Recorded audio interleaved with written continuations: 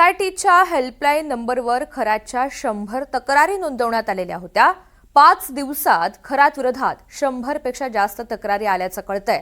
लेखी तक्रारींना प्रतिसाद नसल्याची देखील बाब मात्र समोर आली आहे आणि या तक्रारींमध्ये 70% महिलांचा समावेश आहे अशी माहिती सूत्रांनी दिली आहे। राहुल यांच्याकडून अधिकची माहिती जाणून घ्यात। राहुल, पोलिसांनी या सगळ्या संदर्भात जो हेल्पलाईन क्रमांक जारी केलेला आहे, अनेक तक्रारी यातून समोर येत आहेत, पोलिसांची काय माहिती?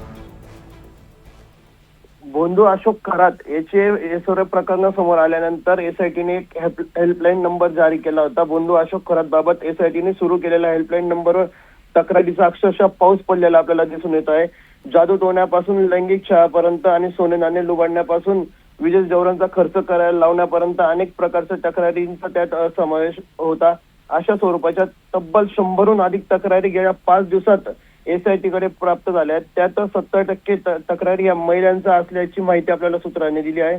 तर दुसरीकडे एसआयटी द्वारे बोंधू अशोक खरात प्रकरणी हेल्पलाईन नंबर उपलब्ध करून देण्यात आल्यानंतर आपल्याला कशा पद्धतीने शोषण झाले, आपण कसे फसवले गेलो त्याचाच पाडा तक्रारदार त्या हेल्पलाईन नंबरवर वाचत असल्याची माहिती आहे। मात्र लेखी तक्रार नोंदवण्याचं साठी कोणी पुढे येत नसल्याची माहिती देखील समोर आली आहे। आतापर्यंत 8 महिला समोर आल्या असून त्यांच्याद्वारे लेखी तक्रार देऊन अशोक खरात याच्या विरुद्ध गुन्हा दाखल करून घेण्यात आलेला आहे। ऋतुजा, निश्चित धन्यवाद सविस्तर माहितीसाठी।